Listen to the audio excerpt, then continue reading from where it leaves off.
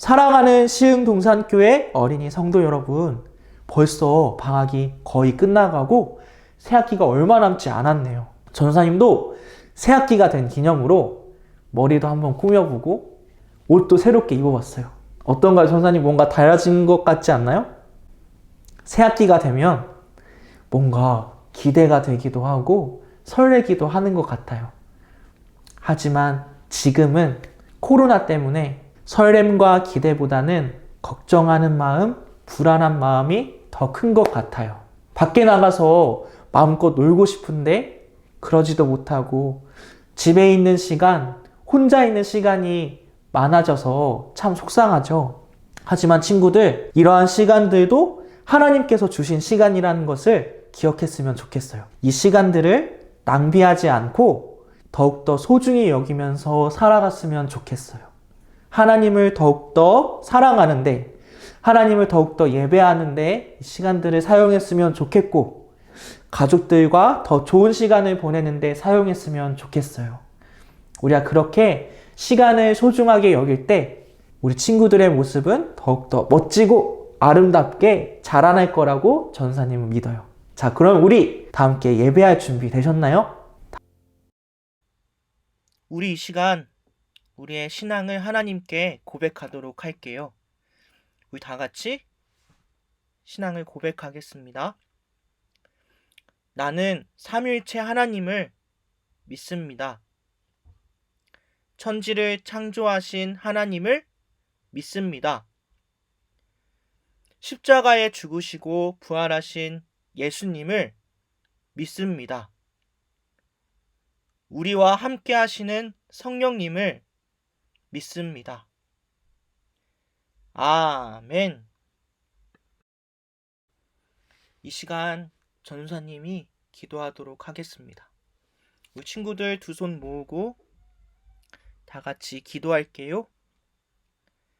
하나님 아버지, 오늘도 우리 친구들을 예배의 자리로 인도해 주셔서 주님 정말 감사합니다.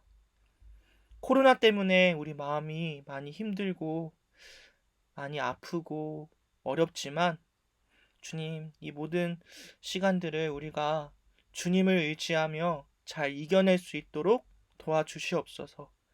오늘 예배를 통하여서 주님을 더욱 알 수 있도록 주님 인도하여 주옵소서.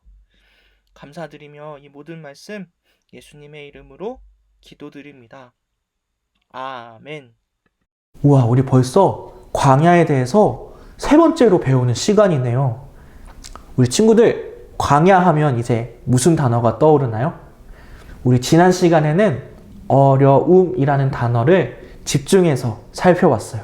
광야를 만난다는 것은 무엇이다? 전사님 이렇게 얘기했었는데 기억나나요? 광야를 만난다는 것은 그냥 뜨거운 사막을 실제로 지나가는 것이 아니라 아주 어렵고 힘든 상황을 만난다라고 이야기했었어요.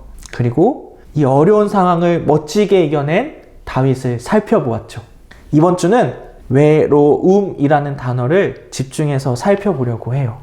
사랑하는 친구들, 광야를 만난다는 것은 아주 외로운 상황을 만난다는 의미예요. 외롭다는 것이 도대체 무엇일까요? 아무도 내 말을 들어주지 않을 때, 아무도 내 편이 되어주지 않을 때, 혼자인 것처럼 느껴질 때 우리는 외로움을 느껴요. 외로움은 우리 친구들뿐만 아니라 전도사님, 선생님들 같은 어른들도 느끼는 감정이에요. 그래서 외로움을 이겨내는 것은 너무나 어려운 일이에요. 그렇다면 예수님을 믿는 우리들은 외로움의 상황, 이 광야를 만나게 될 때 어떻게 해야 할까요? 어떻게 이겨낼 수 있을까요? 오늘 외로움이라는 이 광야를 지나간 아주 멋진 인물을 소개하려고 해요.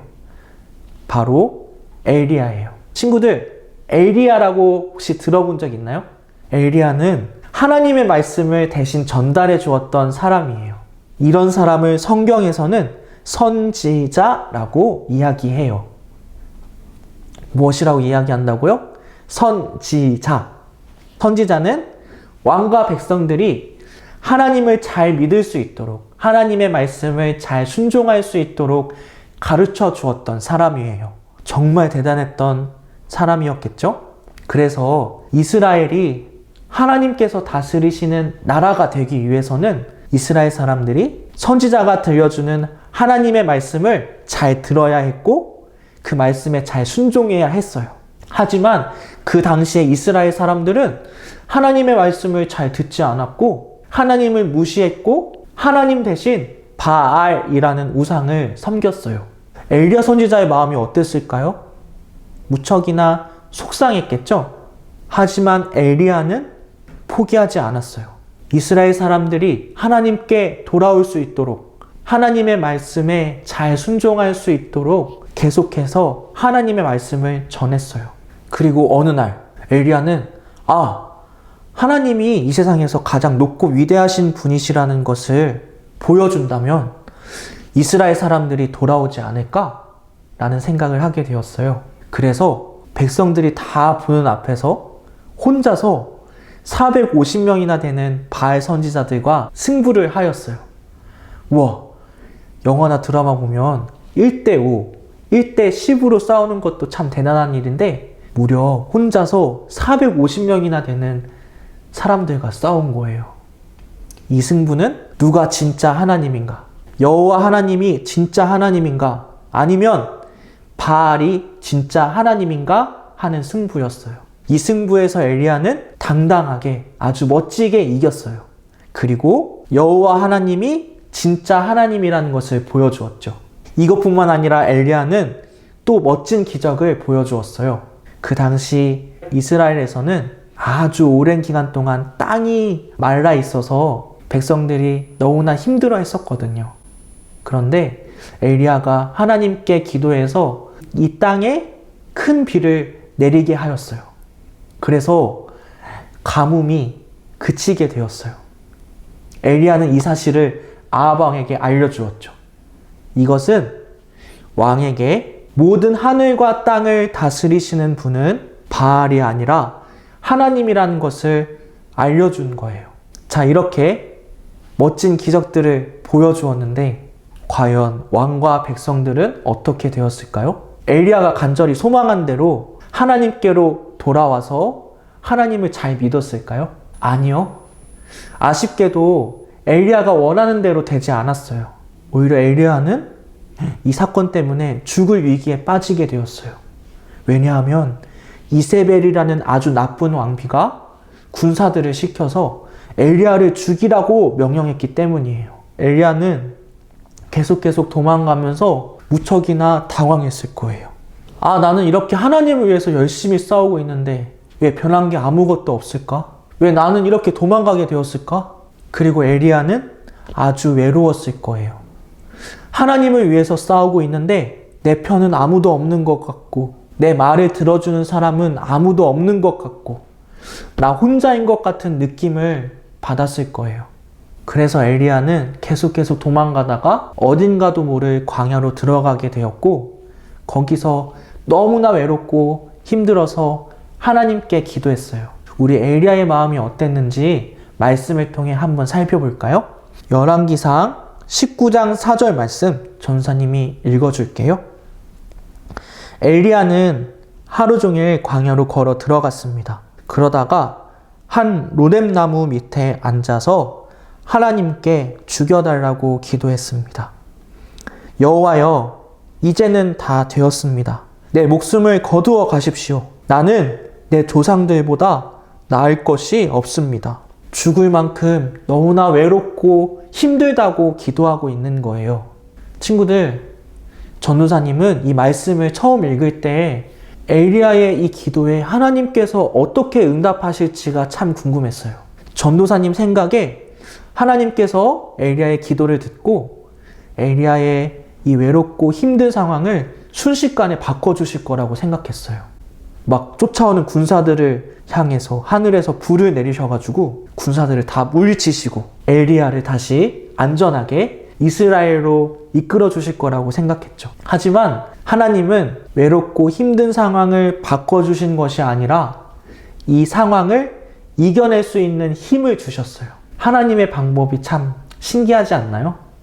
하나님께서 어떻게 힘을 주셨을까요?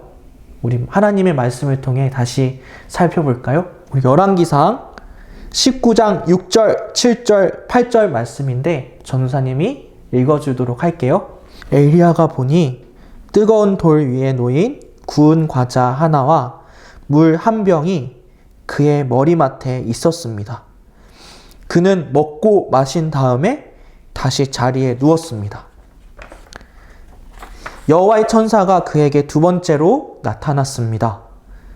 천사가 그를 깨우며 말했습니다. 일어나 먹어라. 아직도 갈 길이 멀다. 그래서 엘리야는 자리에서 일어나 먹고 마셨습니다. 그 음식을 먹고 힘을 얻어 엘리야는 40일 동안 밤낮으로 걸어서 하나님의 산인 시내 산으로 갔습니다. 하나님께서는 엘리야가 힘을 얻을 수 있도록 천사를 통해 음식을 보내주셨대요. 엘리야는 음식을 먹고 다시 일어날 수 있는 힘을 얻었어요. 하지만 전도사님은 엘리야가 단지 음식 때문에 힘을 얻은 것이 아니라고 생각해요. 하나님께서 천사들을 계속 보내주시고 음식을 계속 보내주시면서 엘리야에게 이렇게 말씀하셨을 거예요. 엘리야야, 내가 너와 함께하고 있단다. 내가 너와 함께하고 있단다. 함께 하시는 하나님, 이것이 광야를 이겨낼 수 있는 힘이에요. 사랑하는 친구들, 혹시 많이 아파본 적이 있나요? 전도사님은 소화가 안 돼서 아파본 적이 많이 있어요. 지금은 음식을 천천히 먹어서 괜찮지만 아주 어렸을 때는 음식을 너무 급하게 먹어서 소화가 잘 안 돼서 체할 때가 많이 있었어요. 친구들, 체할 때 얼마나 고통스러운지 혹시 아세요? 하루 종일 아무것도 먹을 수 없고요. 계속 토해야 되고 막 속이 뒤집어지는 것 같은 고통을 계속 경험해야 돼요. 그래서 전도사님은 어렸을 때 체하게 되면 너무너무 무서웠어요. 아, 내가 이걸 다 이겨내고 버텨야 되는데 내가 그렇게 할 수 있을까? 자신이 없었어요. 그래서 하루 종일 막 울면서 보낼 때가 많이 있었어요. 그런데 전도사님이 이 아픈 것을 이겨내겠다고 다짐했던 순간이 있었어요. 그때도 체할 때였는데 그날은 너무너무 고통스러워서 하루 종일 막 울다가 겨우겨우 잠이 든 날이었어요.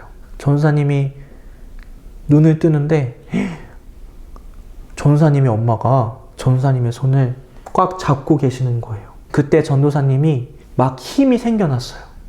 내가 아플 때 내 손을 꽉 잡아주고 내 옆에 있어주고 나를 보살펴주는 엄마가 있다는 것을 알게 되니까 이 아픈 것을 이겨낼 힘이 생기더라고요. 그 이후로 전도사님은 체할 때마다 울지 않았어요. 그리고 이겨내려고 많이 노력했고요. 음식을 먹는 습관도 고치려고 많이 노력했어요.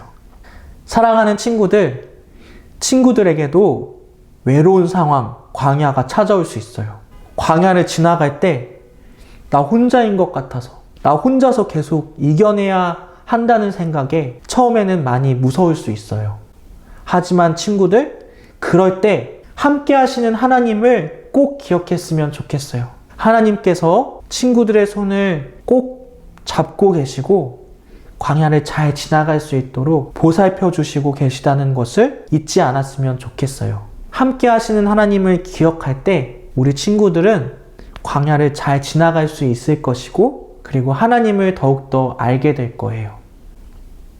하나님은 광야 속에서도 함께 하시는 하나님이세요. 아멘. 자, 우리 그러면 다 함께 기도하고 예배를 마치도록 하겠습니다. 전사님이 기도할게요. 하나님 아버지, 오늘 하나님의 말씀을 들었어요. 아주 외롭고 힘든 상황을 만난다고 해도 우리 친구들이 함께 하시는 하나님을 기억할 수 있도록 도와주세요. 예수님의 이름으로 기도드립니다. 아멘. 우리 주기도문으로 다 함께 고백하고 예배를 마치도록 하겠습니다. 하늘에 계신 우리 아버지여, 이름이 거룩히 여김을 받으시오며 나라가 임하시오며 뜻이 하늘에서 이루어진 것 같이 땅에서도 이루어지이다. 오늘 우리에게 일용할 양식을 주시옵고 우리가 우리에게 죄 지은 자를 사하여 준 것 같이 우리 죄를 사하여 주시옵고 우리를 시험에 들게 하지 마시옵고 다만 악에서 구하시옵소서. 나라와 권세와 영광이 아버지께 영원히 있사옵나이다. 아멘.